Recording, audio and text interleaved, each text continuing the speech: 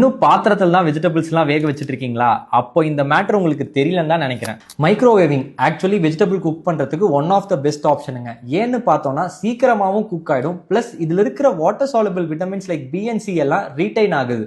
இதை நான் சொல்லலைங்க, ஜேர்னல் ஆஃப் ஃபுட் சயின்ஸில் ரிப்போர்ட் பண்ணியிருக்கிற ஒரு ஆர்டிக்கலில் பார்த்துட்டோம்னா பாயிலிங் அண்ட் ஃப்ரைங்கை கம்பேர் பண்ணுறப்போ மைக்ரோவேவ் பண்ணுறதுனால வெஜிடபிள்ஸில் இருக்க ஆன்டி ஆக்சிடென்ட்ஸ் அண்ட் விட்டமின்ஸ் எல்லாமே ரீடைன் ஆகுதுன்னு சொல்லியிருக்காங்க. இந்த மைக்ரோவேவில் எப்படி வெஜிடபிள்ஸை குக் பண்ணுறதுன்னு பார்த்துட்டோம்னா, சாப் பண்ண வெஜிடபிள்ஸ் எடுத்துகிட்டு ஒரு 2 to 3 ஸ்பூன்ஸ் ஆஃப் வாட்டரை நீங்கள் அதில் ஆட் பண்ணி ஒரு 3 மினிட்ஸ் வரைக்கும் மைக்ரோவேவ் பண்ணுங்கள். இன் பிட்வீன் ஒரு 1.5 மினிட்ஸில் மட்டும் ஸ்டிர் பண்ணி கொடுத்துக்கோங்க. ஒரு எக்ஸாம்பிள் சொல்கிறேங்க, நீங்கள் ப்ரொக்கோலியை பாயில் பண்ணி வேக வைக்கிறப்போ அதில் 55% தான் விட்டமின் சி நியூட்ரியன்ஸ் ரீடைன் ஆகுது.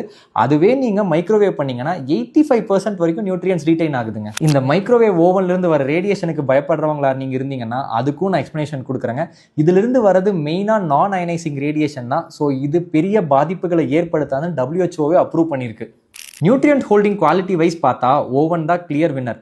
அப்போ நீங்க வீட்டில் சும்மா வாங்கி வச்சிருக்க ஓவனை அட்லீஸ்ட் இந்த வெஜிடபிள் குக் பண்ண வாச்சு யூஸ் பண்ணுங்களேன் இனிமேல்.